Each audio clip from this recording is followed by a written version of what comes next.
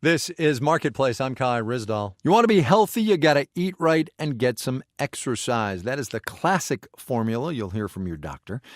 Companies, though, have started getting in on the action as well with those corporate wellness programs, the idea being that healthy employees are more productive. Also, they have lower medical bills, so they are healthy for the company's bottom line.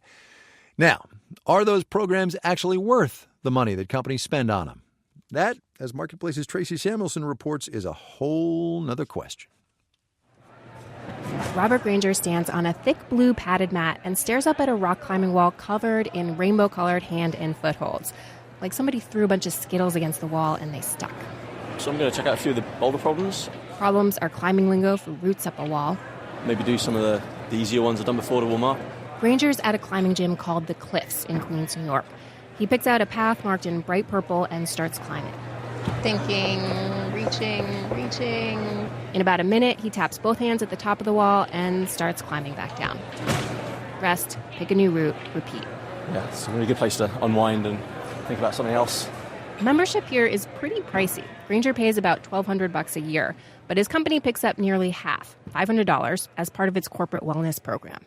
Damon Jones, a health policy researcher at the University of Chicago, says between 2011 and 2016, workplace wellness spending increased from about $1 billion to more than $8 billion. So the goal is to hopefully improve employees' health, lower their health costs, and possibly increase their productivity. The more structured programs might start with a health screening and risk assessment, and then try and incentivize the employee to be healthier, maybe by giving them rewards if they hit certain exercise goals. Jones actually joined one of these programs when he was a postdoctoral student. My reason for signing up for a wellness program was that I had already been going to the gym, and I was happy to be given a reward for doing so. So that got him thinking, do these programs actually work to change people's behavior, or mostly reward people like him for stuff they're already doing? Fast forward a few years, and he created a study to find out. Participants at the University of Illinois were randomly assigned to a group that could opt into a wellness program and a control group that couldn't.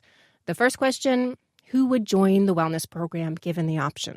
They tend to be healthier. They're more likely to go to the gym or run in a local 10K or 5K or half marathon. They tend to be lower spenders in terms of healthcare spending. So, second question, given that self-selection, did joining a wellness program make a difference compared with the control group? We could see your health spending with your insurer. We could see how many times you went to the gym. And then we also had a survey where we asked people about their health. We measured almost 40 outcomes, and we mostly didn't find any difference between those two groups. No difference. So the idea that these wellness programs might change employee behavior or cut their healthcare spending, at least in the short term, Jones says neither has panned out. But he says the study did find one positive. We did find people were more likely to say that their manager or their employer cared about their health and safety. And that's something climber Robert Granger told me about his company, a consulting firm called Actualize. He said he'd go to the climbing gym whether or not his company chipped in for it. But the fact that the company does makes him feel like it's invested in his health.